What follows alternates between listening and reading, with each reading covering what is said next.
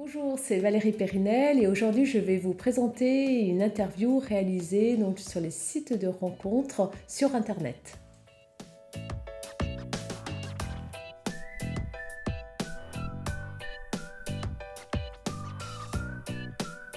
Bonsoir Valérie Périnel. Bonsoir Nicolas. En cette période de Saint-Valentin, 18 millions de personnes seules en France. Il n'y en a jamais eu autant. Comment expliquez-vous cela? Regardez Nicolas, les gens ne se parlent plus, on a tous notre phone sur le portable. C'est vrai. Moi j'ai pris le train l'autre jour pour aller à Paris, je veux dire personne ne me regarde. Les écouteurs, on se regarde un film, et puis on est dans une société de méfiance. Et puis aujourd'hui, les femmes, elles sont indépendantes financièrement, elles gèrent leurs enfants, leur vie professionnelle. Donc pour un homme, c'est différent. C'est différent d'avant. Avant, on offrait un café, il y avait les balles populaires, voilà. Les temps ont changé, oui. Les temps ont changé. Et puis, comme vous le savez aussi, Nicolas, les divorces explosent. Moi, je constate quand même, quand les enfants sont ados ou sortis de l'ado, les couples se sont formés quand même autour de ces enfants. Les enfants partent, et ils n'ont plus grand-chose à partager, ils décident de se séparer. Les retraités, nos jeunes retraités en forme aussi, se rendent compte qu'ils n'ont plus grand-chose à partager avec leur époux, épouse, et ils décident de faire ce choix qu'ils ne faisaient pas auparavant, et maintenant, effectivement, ils franchissent le pas, tout à fait. Ils ont envie de partager, continuer. Les veufs également, bien sûr. Ils ont perdu un être cher qu'ils ne souhaitent pas remplacer, mais veulent continuer à deux, partager et vivre tout simplement.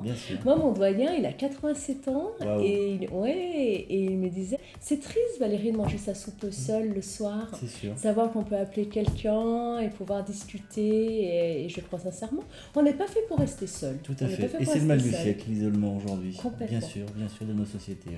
On parlait des Chartreux, je veux dire, les Chartreux ils ne sont pas seuls, ils vivent en communauté. Bien sûr, tout à fait. Valérie Périnel, vous gérez depuis 10 ans des agences de rencontres en Rhône-Alpes, et on note 8 millions de Français inscrits sur des sites internet, sur des sites de rencontres. Comment des agences comme les vôtres peuvent-elles en sortir aujourd'hui? Alors c'est vrai, il y a 8 millions de personnes inscrites, mais il y a 18 millions de personnes seules. C'est vrai. Donc, juste calcul. Donc il y a encore des gens qui ne veulent pas perdre leur temps ou qui ont peur d'aller sur des sites de rencontres. Ils préfèrent faire appel à une agence comme la mienne, où je rencontre toutes les personnes physiquement.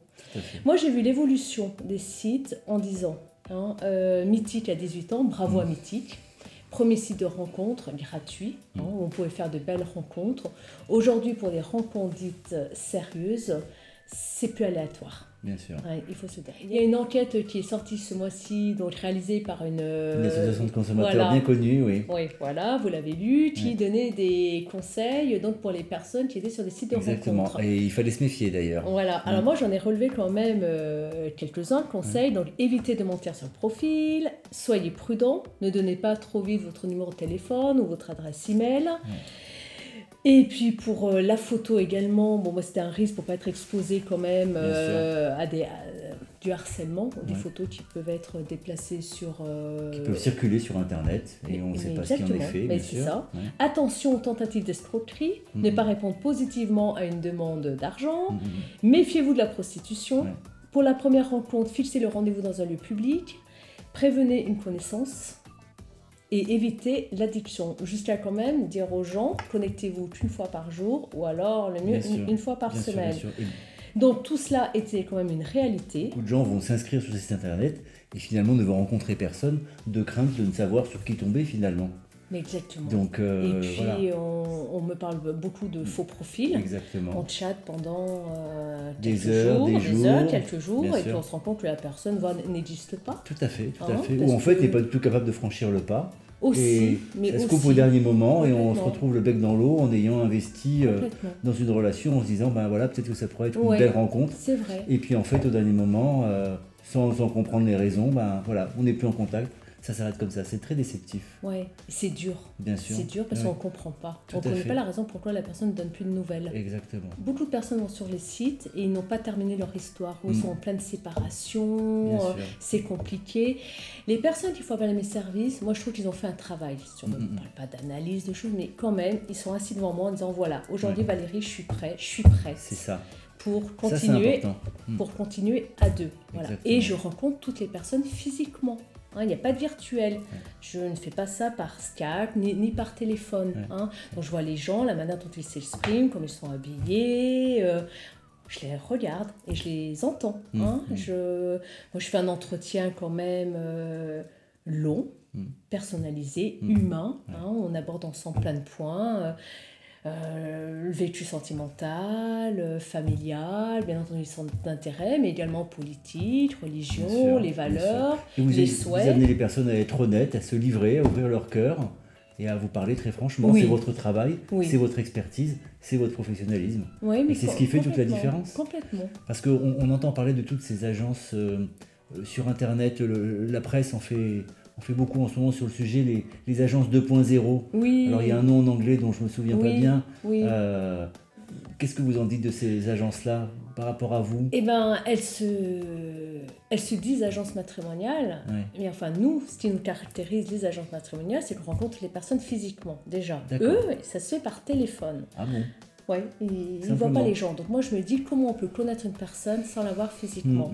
Bon, ça c'est le premier point. Deuxième point, en fait, ils vont chasser sur Internet, sur les sites de rencontres, des personnes qui peuvent correspondre à leurs clients. Donc, ils vont se mettre à la place de leurs clients pour chatter avec une personne jusqu'à l'obtention d'un rendez-vous. Ça veut dire que si moi je m'inscris sur ce type de site, il peut y avoir quelqu'un qui vient me parler, mais qui n'est pas la personne que je rencontrerai à la fin. Mais complètement. Mais c'est dans l'immobilier qu'on voit ça, pas dans la vie, pas dans les relations entre les gens. Ah ça y est, ça existe aussi. Eh bien ça existe et je veux dire, la presse en parle beaucoup, mais moi je me dis, je vais au rendez-vous et je me rends compte que la personne avec laquelle j'ai rendez-vous, c'est pas la personne avec laquelle je chattais par internet, je me sentais complètement Il y a une certaine malhonnêteté quelque part, enfin. Moi je trouve. Je trouve. Moi je le redis Nicolas, la majorité des personnes qui sont inscrites sur les sites de rencontres ne souhaitent pas une relation sérieuse. Et rien ne peut remplacer l'humain. Qu'on peut trouver dans une agence, le professionnalisme. Tout à fait, le service sur mesure. Mais complètement, l'accompagnement, l'écoute. Tout à fait. Voilà. Merci Valérie pour cette belle interview. Merci à vous Nicolas. À bientôt. À bientôt. Voilà, la vidéo donc se termine. J'espère qu'elle vous a été instructive. Si vous voulez qu'on en parle de vive voix, n'hésitez pas à me contacter. À bientôt.